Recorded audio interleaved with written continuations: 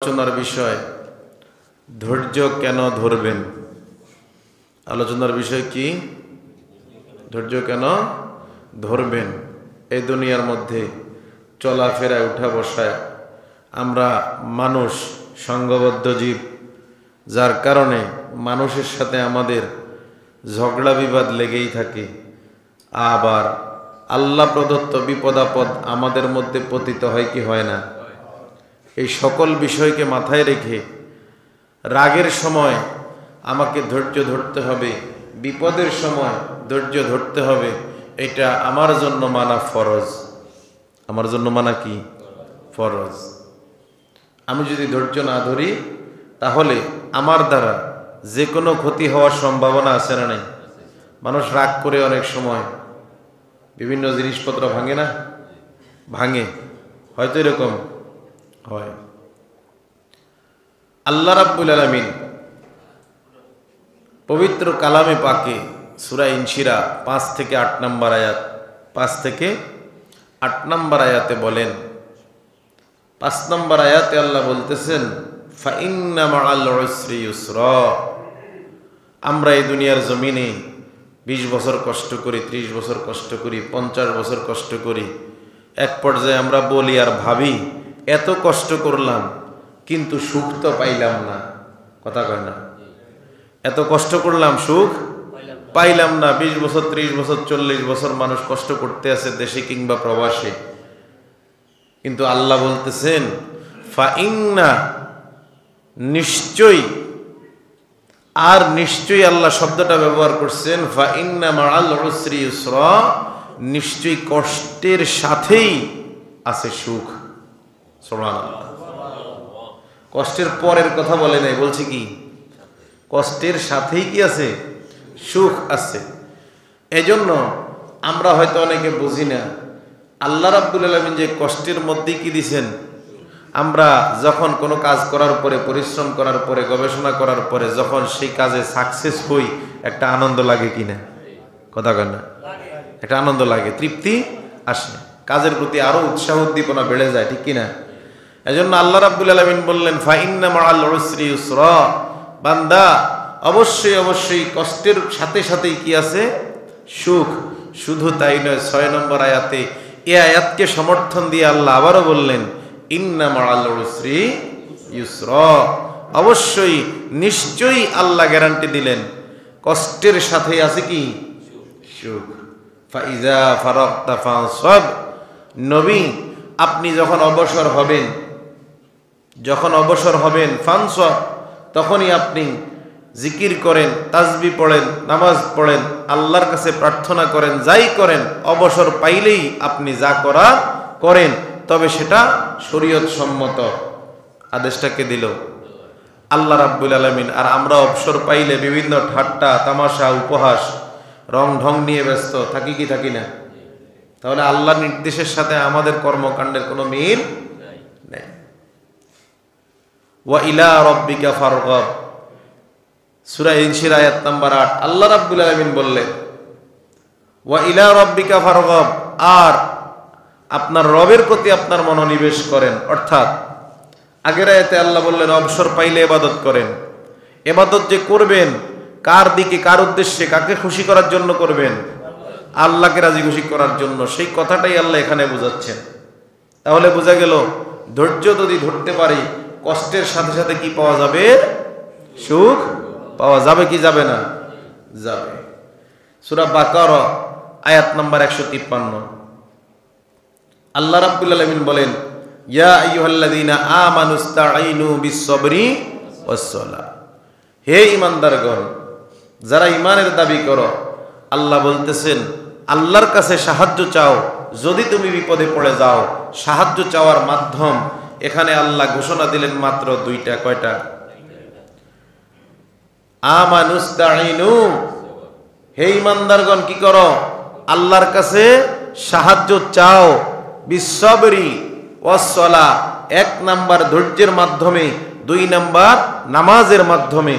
আল্লাহ বুঝাতে চাইলেন বিপদে পড়ে গেছো, সমস্যায় পড়ে গেছো, অভাবে পড়ে গেছো, তোমার কাছে পথ 2টা খোলা। এই বিপদের সময় ধৈর্য ধারণ করো, বেশি বেশি নামাজ আদায় করো, নফল নামাজ আদায় করো, আমি আল্লাহ রাব্বুল আলামিনের কাছে তোমার এই বিপদ থেকে মুক্তির জন্য দোয়া করো। কারণ কি? ইন্নাল্লাহা মাআস সাবিরিন। বান্দা, যদি তুমি এই দুইটা কাজ করতে পারো, জেনে রাখবা নিশ্চয়ই আল্লাহ রাব্বুল আলামিন তোমার সাথে আছেন। মানে ধৈর্যশীলদের সাথে আছেন। তুমি যদি ধৈর্য ধরো, আল্লাহ তোমার সাথে আছে। মানে কি? মানে আল্লাহ তোমার সকল সমস্যা সমাধান করে দিবেন। দিবেন কিনা? সূরা বাকারা আয়াত নাম্বার 45 আল্লাহ বলেন, ওয়াস্তাঈনু বিস-সাবরি ওয়াস-সালাহ। আর তোমরা আল্লাহর কাছে সাহায্য চাও নামাজের মাধ্যমে এবং ধৈর্যের মাধ্যমে। আমরা এখন মানুষ সাহায্য চাই মাজারে গিয়া, মৃত মানুষের কাছে, ল্যাংটা বাবার কাছে, আছে না নাই? অথচ আল্লাহ বললেন মাধ্যম কয়টা? কি কি? ধৈর্য এবং নামাজ। আল্লাহ বললেন ওয়াস্তাঈনু বিস-সাবরি ওয়াস-সালাহ, সূরা বাকারা আয়াত 45। আল্লাহ একই আয়াতে আবার বললেন এই কাজটা কিন্তু সহজ না। নামাজ পড়বা আবার ধৈর্য ধরবা, এই কাজটা সবার পক্ষে কি না? সম্ভব না, সহজ না। এজন্য সূরা বাকারার 45 নম্বর আয়াতের শেষে আল্লাহ বলেন ওয়া ইন্নাহা লাকাবীরাতুন ইল্লা আলাল খাশিঈন। এই কাজটা শুধু তারাই পারবে যারা আল্লাহকে বেশি ভয় করে। কারা পারবে?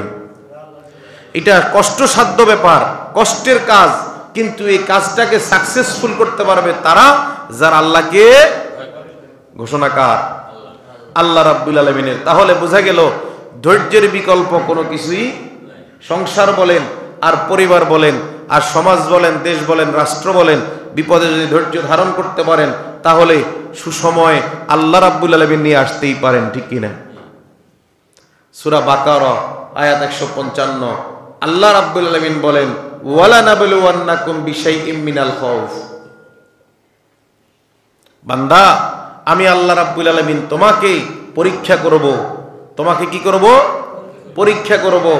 আল্লাহ রাব্বুল আলামিন এই জমিনে নবীদেরকে পরীক্ষা করছেন না? করছেন কিনা? এক এক নবীকে এক এক ভাবে আল্লাহ রাব্বুল আলামিন পরীক্ষা করছেন। তো যেহেতু নবীর শেষ নবীর উম্মত আমরা, আল্লাহ বলতেছেন আমি তোমাদেরকেও কি করব? ওয়ালা নাবলুওয়ান্নাকুম বিশাইইম মিনাল খাউফ।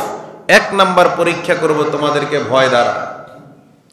আমি আল্লাহ রাব্বুল আলামিনের পথ থেকে দূরে সরে যাচ্ছ, আল্লাহর পথে থাকলে তোমার মৃত্যু আসতে পারে, চাকরি চলে যেতে পারে, পরিবারের উপর আঘাত আসতে পারে, তোমাকে জেলে যাওয়া লাগতে পারে, যেই কোনো কারণ বশতই তুমি বিপদে পড়ে যাবে। সেজন্য আল্লাহর রাস্তা বাদ দিয়া, হক রাস্তা বাদ দিয়া মানুষের এই জমিনের মধ্যে অন্যান্য মানুষকে কিংবা প্রভাবশালী ক্ষমতাশালী আধিপত্য বিস্তারকারী তাদেরকে তুমি অনুসরণ অনুকরণ করছো, তাদের পা চাটা গোলাম হয়ে আসো নিজের অস্তিত্ব রক্ষা করার জন্য। কিন্তু আল্লাহ বলতেছেন আমি আল্লাহ সর্বপ্রথম তোমাকে ভয় দিয়ে পরীক্ষা করব। বোঝা গেল এ ভয় জিনভূতের ভয় না, এ ভয় জাহান্নামের ভয়, এ ভয় ইসলামের উপর অটল থাকার ভয়, এ ভয় অন্যায় অত্যাচার অবিচার জুলুম নির্যাতন নিষ্পেষণ এই সকল কিছু লাঞ্ছনা বঞ্চনা সব কিছুর ভয় আমাকে আল্লাহ আমার দিলের মধ্যে পয়দা করে দিবেন। আমি যদি ইসলামের মধ্যে টিকে থাকতে পারি তাইলে আমি সাকসেস। নাকি আমরা কি পারি? আমরা তো পারি না। প্রথম যখন ভয় শুরু হয়ে যায়, বিপদ আসা শুরু, সর্বপ্রথম যখনই বলা হয় ভয় তোমাকে দিয়ে দিলাম, আমি আর আপনি ভয়ে ভীত হয়ে যখন যাই কোনো ব্যক্তির কিংবা শত্রুর রাজনৈতিক দলগুলোর, তখন আমরা কি করি? আমরা চিন্তা করি এদের সাথে কোনো রকম আতাত করে যদি চলা যায়, এদের সাথে যদি মিল মোহাব্বত করে চলা যায় তাইলে আর কোনো ঝামেলা। অথচ আল্লাহ ঘোষণা দিলেন ওয়ানা লাবলুওয়ান্নাকুম বিশাইইম মিনাল খাউফ। বান্দা, প্রথম পরীক্ষা ভয়। যদি এটাতে টিকতে পারো, এটা যদি পাস করো, তাইলে পরবর্তী পরীক্ষা ওয়াল জু, তোমাকে আমি আল্লাহ অভাব দিয়ে দেব। কি দেব? হকের পথে থাকলে পরীক্ষা কম না বেশি? কথা বলেন, কম না বেশি? যদি ভয়কে টিকিয়ে জয় করতে পারো, আল্লাহ এরপরে নির্দেশ দিলেন আমি আল্লাহ তোমার জন্য পরীক্ষার ব্যবস্থা করে দেব, যে ব্যবস্থার নাম অভাব। তোমার অভাব লাগবে, দারিদ্রতা তোমাকে চতুর্দিক থেকে আক্রমণ করবে, আগ্রাসী ভূমিকা পালন করবে তোমার বিরুদ্ধে দারিদ্রতা। শুধু তাই নয়, হাওলাত বরাত যাই কও কারো কাছে পাইবা না, সহযোগিতা দুনিয়ার কোনো সৃষ্টির কাছে পাইবা না। সব রাস্তা বন্ধ করছে কে? কে করছে বন্ধ? আল্লাহ বন্ধ করছে। এজন্য ওই সময়ে সবর করার দরকার আছে না নাই? ধৈর্য ধারণ করার দরকার আছে না নাই? আল্লাহ বলতেছেন যদি ধৈর্য ধারণ করতে পারো ওই সময়ে, এরপর আল্লাহ রাব্বুল আলামিন বললেন ওয়ানাকসিম মিনাল আমওয়াল, তোমার ধন সম্পদ, মিল ফ্যাক্টরি, ব্যবসা বাণিজ্য আগুনে পোড়াইয়া দিতে পারি, অথবা পানিতে ভ্যানিশ করে দিতে পারি, অথবা এমনিতে এগুলা নষ্ট করে দিতে পারি। ক্ষমতাকার আল্লাহ বলতেছেন দুইটাতে জয় হয়েছে। এরপরে 3 নাম্বার পরীক্ষা, তোমার সম্পদগুলো নষ্ট হয়ে যাবে। অনেক টাকা পয়সা তোমার ছিল, হঠাৎ করে এগুলো কিছুই নাই, ব্যবসা বাণিজ্যে লোকসান, মাইর খাও। এইরকম হয় কি হয় না সমাজে? আছে না নাই? আল্লাহ বললেন যদি এটাতে পাস করতে পারো, ওয়াল আনফুস, এবার তোমার বডিতে রোগ দিয়া দেব, পুরা বডিতে রোগ, হার্টের সমস্যা থাকবে, ডায়াবেটিস থাকবে, কিডনি ডায়ালিসিসের সমস্যা থাকবে, ব্রেন স্ট্রোক থাকবে, ব্লাড ক্যান্সার থাকবে। রোগের কোনো অভাব বাংলাদেশে এখন নাই। কি আল্লাহ বলেন ইমানি পরীক্ষার জন্য আমি আল্লাহ তোমার বডির ভিতরে রোগ দিয়া দেব যদি সবর করতে পারো। আমরা তো রোগ শোক হইলে নামাজ রোজাও ছাড়ি দেই, অথচ অসুস্থ হইলেও আমাকে হুঁশ থাকা অবস্থায় ইশারা হলেও নামাজ আদায় করা লাগবে। আল্লাহ রাব্বুল আলামিন বলতেছেন যদি তুমি এখানে টিকতে পারো, এরপরে বলছে ওয়াস্তামারত, তোমার ফসল ফলাদি যা উৎপাদন হইতো এগুলোর মধ্যে আমি আল্লাহ এমন অবস্থান করে দেব সেখানে তোমার আর আগের মতো ফসল ফলাদি উৎপাদন হবে না। 200 মণ ধান পাইতেন, এখন আপনি 20 মণও পান নাই, তাইলে আপনার বিশাল একটা লস। কি বিষয়টা এরকম না? ব্যবসা বাণিজ্যে আগের মতো ইনকাম হয় না, তাহলে বোঝা গেল এটা একটা লস। আল্লাহ বললেন তোমার ফসল ফলাদি আমি ধ্বংস করে দেব। উদ্দেশ্য কি? ইমানি পরীক্ষা। উদ্দেশ্য কি? সবর করো কি করো না, এটাই আল্লাহ দেখতেছেন। আল্লাহ বলেন যদি এই জায়গার মধ্যেও তুমি সাকসেস হও, ফসল ফলাদি শেষ করার পরেও, আল্লাহ বললেন তাইলে তুমি সফল। ওয়াবাশশিরিস সাবিরিন, আল্লাহ ঘোষণা দিলেন বান্দা তোমার জন্যই আল্লাহর পক্ষ থেকে সুসংবাদ। এতগুলো ধৈর্য ধারণ করা আমাদের পক্ষে অনেক সময় সম্ভবপর হয় না, হয় কি না? 156 নম্বর আয়াতে আল্লাহ বলেন সূরা বাকারার, আল্লাযীনা ইযা আসাবাতহুম মুসিবা, যখন তোমাদের মধ্যে কারো কাছে যদি বিপদ চলে আসে আল্লাহর পক্ষ থেকে, তখন কি করবা? ক্বালু, তোমরা বলো ইন্না লিল্লাহি ওয়া ইন্না ইলাইহি রাজিউন, যে নিশ্চয়ই আমরা আল্লাহর পক্ষ থেকেই আসছি, আল্লাহর কাছে ফিরে যেতে হবে। তাফসিরে জালালাইনের মধ্যে এই আয়াতের তাফসিরে, কোন কিতাব? তাফসিরে জালালাইনে। এই আয়াতের তাফসিরে মুফাসসির একটি হাদিস নিয়ে আসছেন, মুসনাদে আহমদের 4th খণ্ড 27 নম্বর পৃষ্ঠার হাদিস। কি সেটা? আল্লাহ রাসূল সাল্লাল্লাহু আলাইহি ওয়াসাল্লামের বিবি উম্মে সালিমা, তার থেকে বর্ণনা, যদিও তিনি তখন রাসূলের সাথে বিয়ে হয় নাই, তার থেকে বর্ণনা।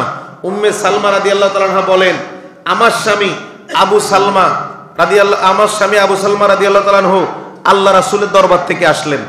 আসার পরে খুব খুশি। জিজ্ঞেস করলাম আপনি এত খুশি কেন? তিনি উত্তর দিলেন আল্লাহ রাসূল এমন একটা দোয়া আজকে শিখাইলেন যেই দোয়াটা খুবই কল্যাণকর, খুবই বরকতময়। খুবই কি কল্যাণকর এবং বরকতময়। বিপদের সময় এই দোয়াটা শিখিয়েছেন আল্লাহ রাসূল সাল্লাল্লাহু আলাইহি ওয়াসাল্লাম, যাতে করে আমরা পড়তে পারি। উম্মে সালমা রাদিয়াল্লাহু তাআলা আনহা বলেন কিছুদিন পরে আমার স্বামী মারা যায়, আবু সালমা রাদিয়াল্লাহু তাআলা আনহু। তিনি যখন মারা যায় তখন আমি ইন্না লিল্লাহি ওয়া ইন্না ইলাইহি রাজিউন পড়তাম, পাশাপাশি এই দোয়াটা পড়তাম কি? আল্লাহুম্মা আজিরনি ফি মুসিবাতি, ও আল্লাহ আমাকে এই বিপদ থেকে তুমি উদ্ধার করো, আমাকে কি করো?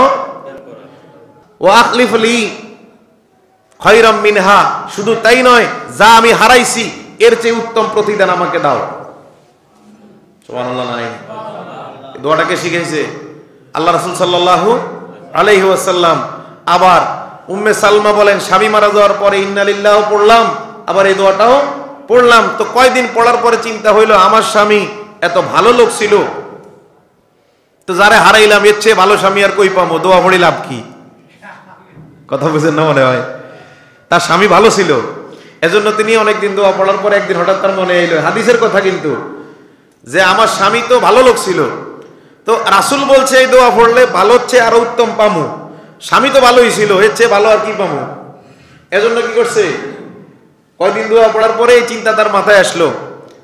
তিনি একদিন ঘরের মধ্যে ইদ্যত থেকে যখন পবিত্র হলেন, ঘরের মধ্যে চামড়ার মধ্যে রং করতেছেন, বাহির থেকে আল্লাহ রাসূল সাল্লাল্লাহু আলাইহি সাল্লাম ডাক দিলেন, আমি কি ঘরে আসবো?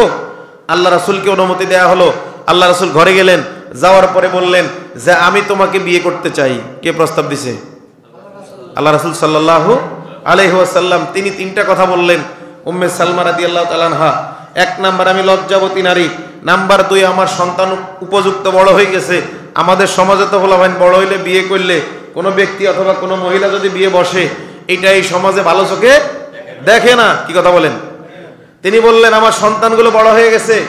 তৃতীয় কথা বললেন আমি বয়স্কা, বয়স অনেক হয়ে গেছে।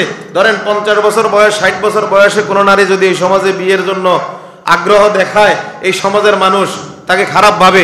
অথচ হালাল পদ্ধতি এটাতে খারাপ ভাবে, কিন্তু জিনা ব্যভিচার হাজার হাজার, এটাতে কেউ কোনো খারাপ ভাবে না। এটাই বাস্তবতা। আল্লাহ রাসূল তার কথার উত্তর দিলেন। এক নম্বরে বললেন ঠিক আছে তুমি লজ্জাবতী নারী, তোমার লজ্জাকে আল্লাহ সংবরণ করবে। তিনি আরেকটি কথা বললেন উম্মে সালমা রাদিয়াল্লাহু তাআলা আনহা, যে আমি যে লজ্জাবতী নারী, আমার দ্বারা যদি আপনার যে ইজ্জত যে সম্মান আমি যদি ঠিকমতো পালন করতে না পারি, তাহলে তো আমি আল্লাহর কাছে আসামি। আল্লাহ রাসূল বললেন তোমাকে ফিটফাট তৈরি করে দিবে কে? আল্লাহ রাব্বুল আলামিন। এরপরে বলছে তোমার যেমন সন্তান আছে আমারও আছে, তোমার সন্তানগুলো আমার সন্তানের মতোই।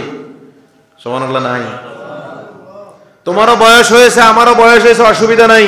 উম্মে সালমা রাদিয়াল্লাহু তাআলা আনহা বলেন আমি যখন এই বিয়েতে আপত্তি আর জানাইলাম না, বিয়ের জন্য রাজি হইলাম, আমাদের বিয়ে হইল, তখন আমি মনে মনে ভাবলাম যে আল্লাহ রাব্বুল আলামিন আমার স্বামীর চাইতে উত্তম স্বামী আল্লাহ রাব্বুল আলামিন আমাকে দেয়া দিছে।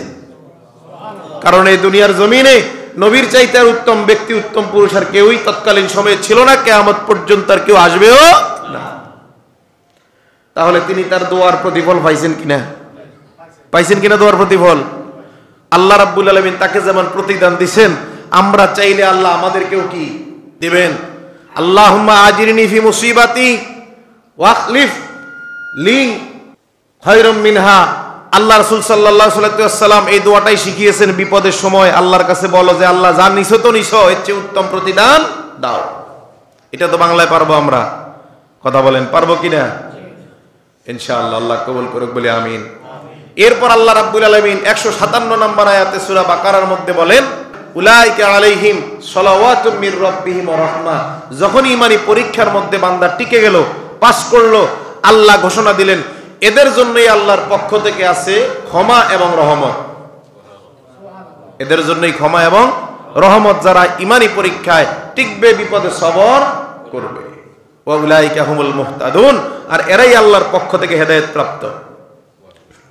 এরা কি আল্লাহর পক্ষ থেকে হেদায়েত প্রাপ্ত। তাহলে বোঝা যায় আল্লাহর পক্ষ থেকে যারা হেদায়েত প্রাপ্ত, শয়তান আর কিয়ামত পর্যন্ত চেষ্টা করেও তাদেরকে পথভ্রষ্ট করার কোনো সুযোগ পাবে না। পাবে কিনা? পাবে না। সূরা আলী ইমরান আয়াত নাম্বার 200, বরাবর লাস্টের আয়াত। কি বলেন আল্লাহ রাব্বুল আলামিন? ইয়া আইয়ুহাল্লাযীনা আমানুসবিরু, হে ঈমানদারগণ তোমরা ধৈর্য ধারণ করো। আবার বলছে ওয়াসাবিরু, ধৈর্যের প্রতি অটল থাকো। সবর মানে শব্দ দুইটাকে দুইবার, একটা শব্দকে দুইবার ব্যবহার করছে আল্লাহ রাব্বুল আলামিন পাশাপাশি। আল্লাহ প্রথমে বলছেন ইয়া আইয়ুহাল্লাযীনা আমানুসবিরু, হে ঈমানদারগণ যদি নিজেদেরকে ঈমানদার দাবি করো, প্রথম কাজ কি? ধৈর্য ধরো বিপদে। কোন সময়? বিপদে ধৈর্য ধরো, শুধু দৌড়বা না। ওয়াসাবিরু, এই ধৈর্যের উপর অটল থাকা লাগবে। আমরা সেটার মধ্যে কিন্তু এখন নাই। 5 মিনিট 10 মিনিট ধৈর্য ধরি, কিন্তু আমাদের সময় তো এতটুকু না।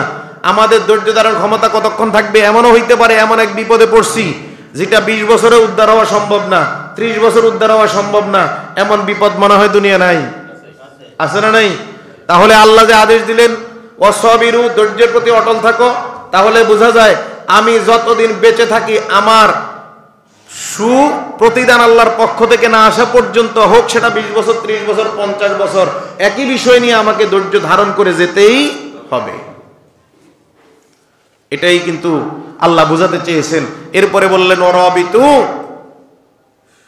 ইসলামের সাথে লেগে থাকো, ইসলাম প্রতিষ্ঠার কাজে লেগে থাকো, দিন কায়েমের সাথে লেগে থাকো। এই শব্দটা কি আমার বানানো? আমার বানানো? তাফসিরে জাকারিয়ার মধ্যে মুফাসসির অনেকগুলো হাদিস নিয়ে আসছেন। আবার রিবাত শব্দের বা রিবাত শব্দের অর্থ কি এটা নিয়ে অনেকগুলো হাদিস আছে। আমি যাচাই করে দুইটা হাদিস বলবো। সহিহ বুখারী 2892 নম্বর হাদিস, সহিহ বুখারী হাদিস নাম্বার 2892, আন সাহাল ইবনে সাআদ আস-সাঈদী রাদিয়াল্লাহু তাআলা আনহু আন্না রাসূলুল্লাহ সাল্লাল্লাহু আলাইহি ওয়াসাল্লাম قال, হযরত সাহাল ইবনে সাআদ আস-সাঈদী রাদিয়াল্লাহু তাআলা আনহু বর্ণিত, তিনি বলেন আল্লাহ রাসূল সাল্লাল্লাহু আলাইহি ওয়াসাল্লাম বর্ণনা করেন, রিবাত ইয়াউমিন ফি সাবিলিল্লাহি খায়রুম মিনাদ দুনিয়া ওয়া মা আলাইহা। আল্লাহ রাসূল বলছেন রিবাতি ইয়াউমিন ফি সাবিলিল্লাহ, আল্লাহর রাস্তায় একদিন পাহারা দেওয়া। কোন মুজাহিদ ইসলামের কাজ করে অথবা আল্লাহর কোন বান্দা আল্লাহর জমিনে আল্লাহর দিন কায়েম করার চেষ্টা করে, তাদেরকে কোন ব্যক্তি যদি একদিন পাহারা দেয়, মাত্র কয়দিন? এই রিবাত শব্দের অর্থ কি? যদি একদিন পাহারা দেয়, আল্লাহ রাসূল বললেন খায়রুম মিনাদ দুনিয়া ওয়া মা আলাইহা, তাহলে এর সওয়াব দুনিয়া এবং দুনিয়ার ভিতর যা আছে সবকিছুর চেয়ে উত্তম, সবকিছুর চেয়ে উত্তম। এ বাংলাদেশে ইসলামী আন্দোলনের বিভিন্ন দলের নেতাকর্মী বাংলাদেশে ছিল কি ছিল না? সে যেই দল মতেরই হোক, কিন্তু দেখা গেছে বিগত 15 বছরে আমরা এমনও দেখছি কিছু কিছু জায়গা থেকে জামাতের বা ইসলামী আন্দোলনের কিংবা অন্যান্য কোনো ইসলামী দলের আলেম ওলামাদেরকে ধরে কিছু কিতাব সামনে দিয়া, বই সামনে দিয়া এরা জঙ্গিবাদ, এরা বিভিন্ন রকম চিত্রায়িত করছে, কি করে নাই? তো তখন যদি কেউ 5 জন 7 জন মিটিং করে, বাইরে যদি একটা লোক পাহারা দেয়, এই লোকটা যে সবটা পাইলো, যারা মিটিং করে তাদের চেয়ে সব বেশি পাইছে কে? আল্লাহ রাসূল বলছে তার এই পাহারাটা দুনিয়া এবং দুনিয়ার ভিতরে যা কিছু তার চেয়ে উত্তম। আছে কি? আরেকটা হাদিস বলি, আবু দাউদ শরীফের 2500 নম্বর হাদিস। এই রিবাত শব্দের অর্থ কি? অনেকগুলো অর্থ আছে। কি বললেন আল্লাহ রাসূল সাল্লাল্লাহু আলাইহি ওয়াসাল্লাম? বলছেন মানুষ যখন মরে যায় সব কাজ বন্ধ হয়ে যায়। একটা হাদিস আছে 3টা কাজ চলে, আর এই হাদিসে আছে শুধু একটা কাজ চলে। কয়টা? মানুষ যখন মরে যায় সব কাজ বন্ধ, একটা কাজ তার চলে, অর্থাৎ কিয়ামত পর্যন্ত তার আমলনামায় পৌঁছতে থাকে। সুবহানাল্লাহ। কি সেটা?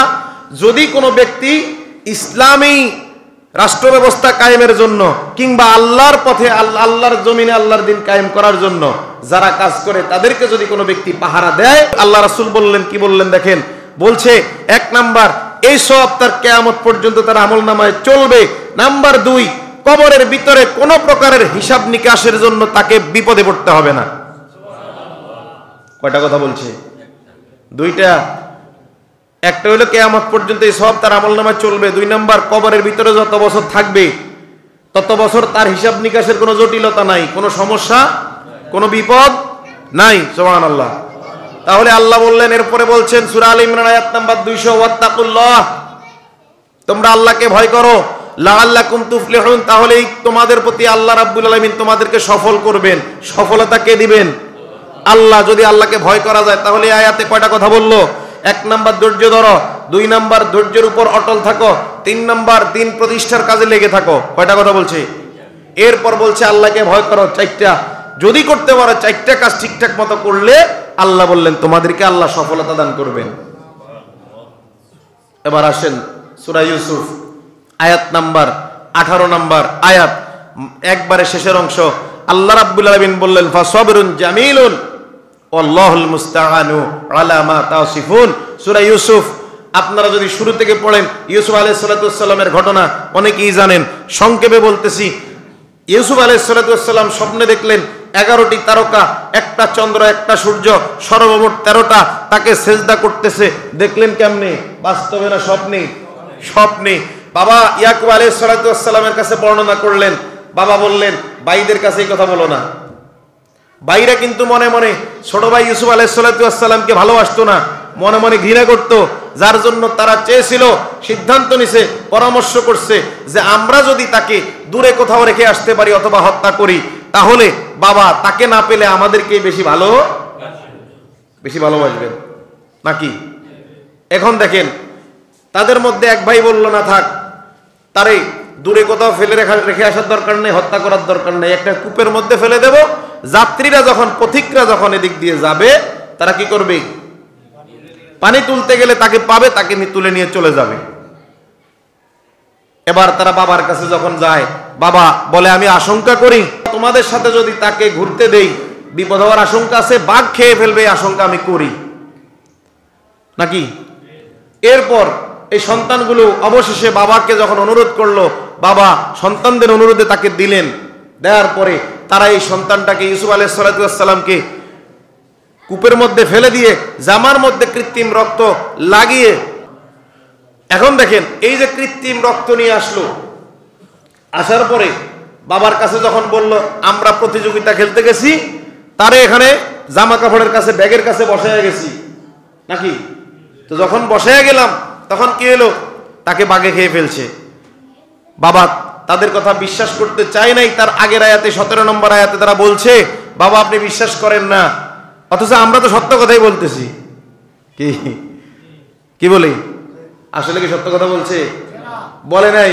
বাবা তো বুঝতে পারছে, বাবা যে বুঝতে পারছে ইউসুফ আলাইহিস সালাম তাদের প্রতিহিংসার শিকার, এজন্য তিনি বলছেন ফাসবরুন জামিলুন, 18 নম্বর আয়াত, এই বিপদের সময় আমাকে ধৈর্য ধারণ করা ছাড়া আর কোনো উপায় নাই। সুন্দর ধৈর্য ধারণ করতে হবে। কেমন?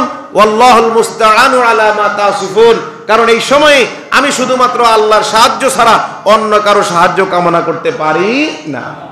কি বুঝাইলো?